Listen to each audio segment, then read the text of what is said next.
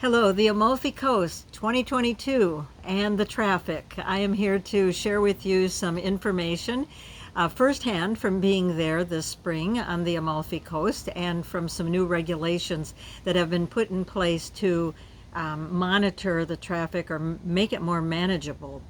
I've always, and the groups that I host have always gone in to the south of Italy at the end of April or beginning of May, and no later than that. And part of that reason is because of the traffic. And this year, when I was there with the group and then staying on as well, I noticed that the traffic was even more. It was even building from what I had seen in previous years. Perhaps it's because of pent-up desire or need for travel, or people rescheduling trips that have been canceled, but it was amazing. It was more than I had ever seen that early in the season. And so I know there have been a lot of people that have asked me about taking one of my tours, but they need to go in the summer because of work schedules, but I have had to flatly refuse. I will not go to Italy in June, July, or August because of the tourists, the heat, the cost, and now the tremendous traffic. So just a couple of weeks ago, this is June 17th today, and I think it was last week in June that the new rules were put into place for how Italy and the Amalfi Coast is going to manage its traffic. And it's going to make a bit of a difference for anyone that's planning to go or just to know about it in case you know someone that will be traveling. They should be aware of these restrictions, or I should say new rules. First thing is they're going to be monitoring the traffic by license plate number. So if you have a license plate number on a rental car that ends in an even number, you will be able to travel the Amalfi Coast on even days, so even numbered days. If you have a license plate number that has an odd number at the end, you will be able to travel on odd dates. So this iconic, extraordinary, jaw-dropping, beautiful area of Italy along the Amalfi Coast, this 22-mile stretch, is going to be monitored a little more and a little more restricted as far as when you can come and go.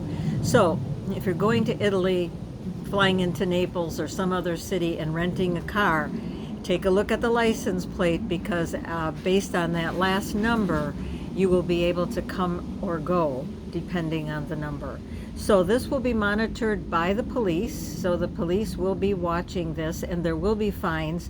The amount of the fine hasn't been addressed yet or announced yet, so that we don't know.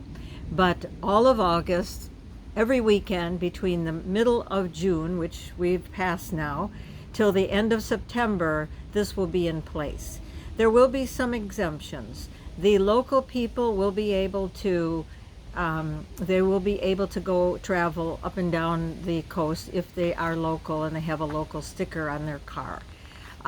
The public transportation is exempt, so you can take a bus.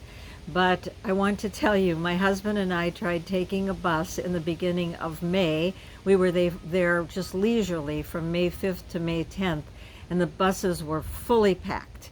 In fact, there were buses that avoided us and just kept going beyond because the bus was so full they couldn't take another person. One suggestion that I would have for you is to take a boat. There are boats. If you're in certain cities along the Amalfi Coast, there are boats that'll go between the villages, which is going to be nice, but I'm sure the boats are going to be busy and packed. And then prepare for some extra time if you're traveling by boat, because the boats may have a lot of stops, but it's a pretty reasonable way to travel. Traveling by city bus is the most reasonable at all. Just a couple of euros will take you all over the place. But again, you need to be content with the crowds. So how are the hotels managing this, and how are they liking it?